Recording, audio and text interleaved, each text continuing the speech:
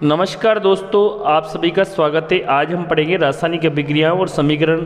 उसमें रासायनिक अभिक्रियाओं के प्रकार पढ़ेंगे, यानी कि हमारी जो 5 ही प्रकार की रिएक्शन है उपचयन यानी कि ऑक्सीडेशन, और 6वीं नंबर की है अपचयन यानी कि रिडक्शन, और इसके बाद हम पढ़ेंगे रेडॉक्स अभिक्रियाएं।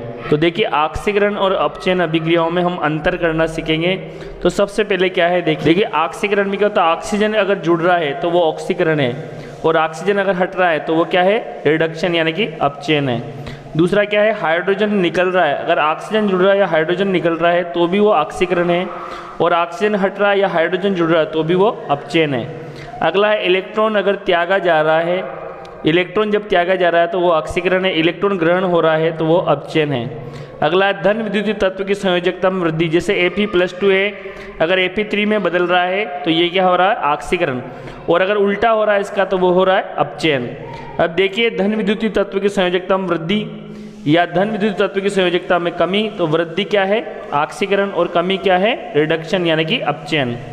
अब देखिए, जैसे ऋण विद्युतीय तत्व की संयोजकता में कमी, धन विद्युतीय में वृद्धि और ऋण में कमी क्या है, ऑक्सीकरण।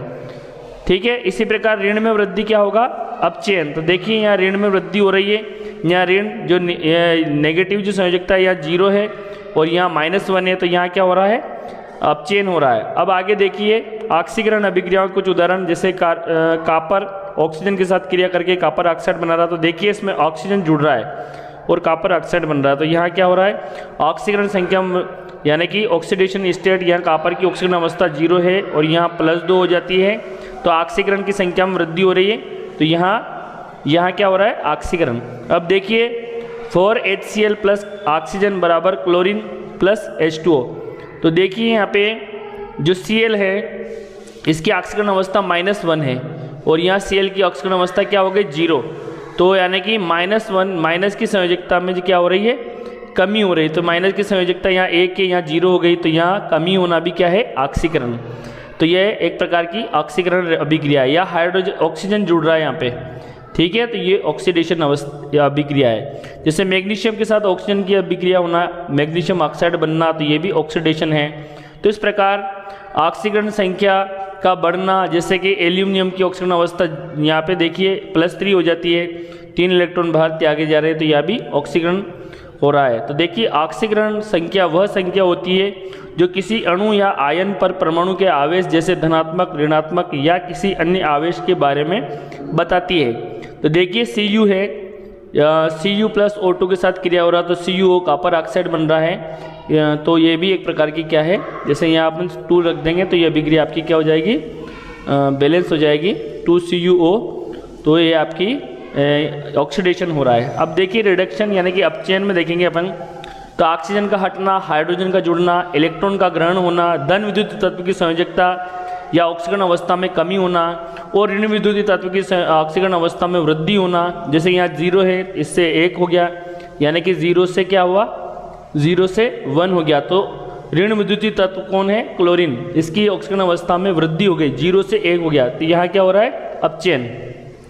तो ऑक्सीकरण संख्या का कम होना यानी कि ऑक्सीकरण संख्या का घटना भी एक प्रकार का क्या है, ये भी अपचयन का उदाहरण है। जैसे देखिए, कॉपर ऑक्साइड और हाइड्रोजन के साथ क्रिया करता है तो कॉपर बनता है और ऑक्सीजन। तो देखिए, यहाँ पे कॉपर ऑक्साइड से क्या हो रहा है, ऑक्सीजन हट रहा है। देखिए, इसमें ऑक्सीजन हट गया, तो ऑक्सीजन का हटना क्या बताया आपने, अपचयन बताया।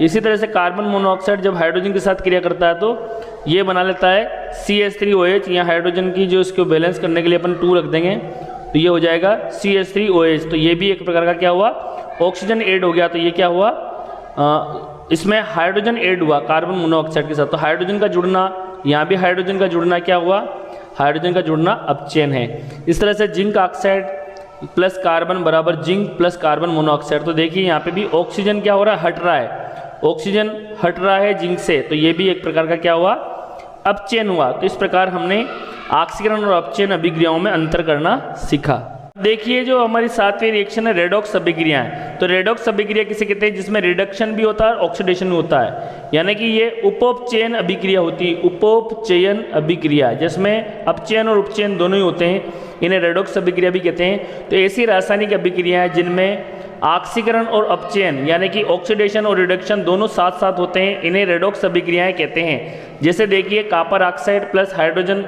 इसको गर्म करने पर कॉपर और हमें वाटर प्राप्त होता है। तो देखिए इसमें क्या हो रहा है, यहाँ से कॉपर ऑक्साइड का कॉपर में क्या हो रहा है, अपचयन हो रहा है क्योंकि ऑक्सीजन हट रही है।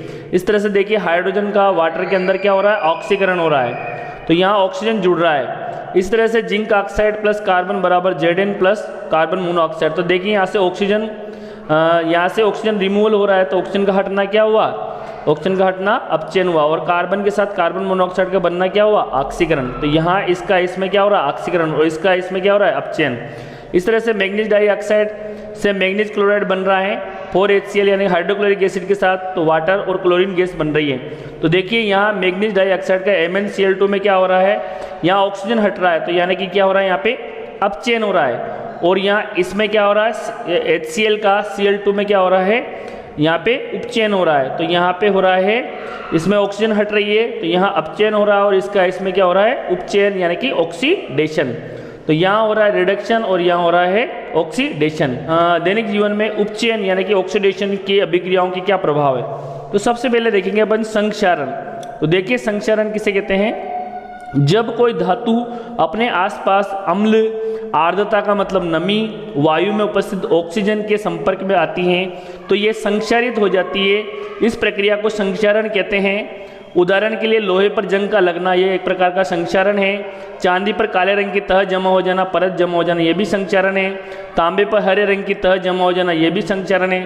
तो ये संक्षारण के एग्जाम्पल है। संक्षारण के कारण हमारा लाखों टन जो लोहा है, जो जहाज जो होते हैं लोहे के बने होते हैं, वो समुद्र में चलते हैं, तो उस खारे पानी की वजह से, उस अम्ल की वजह से, उस नमी की वजह से वो क्या हो जाते हैं, संक्षारित हो जाते हैं, उनके ऊपर जंग लग जाती है, तो लाखों टन लोहा हमारा प्रतिवर्ष बर्बाद हो जाता है संक्षारण के कारण। अब देखिए विकृत गंधिता क्या है। वसा युक्त यानी कि जो तेली खाद्य पदार्थ होते हैं, जैसे चिप्स है, जो तेली की सामग्री है, उस पदार्थ का वायु में, तो वायु के अंदर क्या होती है, वायु के अंदर होती है ऑक्सीजन। तो वायु की ऑक्सीजन के साथ क्रिया करने पर उसकी गंध, स्वाद का बदल जाना विकृत गंधिता कहलाता है। यानी कि जो खाद्य पदार्थ होते हैं जब ऑक्सीजन के साथ क्रिया कर लेते हैं तो उनकी गंध और स्वाद परिवर्तित हो जाता है, इसे विकृत गंधिता कहते हैं। तो विकृत गंधिता को रोकने के लिए चिप्स व खाद्य पदार्थों की थैलियों में अक्रियाशील गैस यानी कि इनएक्टिव गैस नाइट्रोजन को भर दी जाती है, और ताकि विकृत गंधिता को रोका जा सके। कौन सी गैस हटाई जाती है, ऑक्सीजन को हटाकर नाइट्रोजन गैस भर दी जाती है, ताकि जो हमारे जो खाद्य युक्त जो चिप्स हैं, जो तेली सामग्री है, वो खराब नहीं हो लंबे समय तक। तो दोस्तों अगर वीडियो पसंद आया लाइक कीजिए। थैंक्स, आपने पूरा देखा इसके लिए धन्यवाद।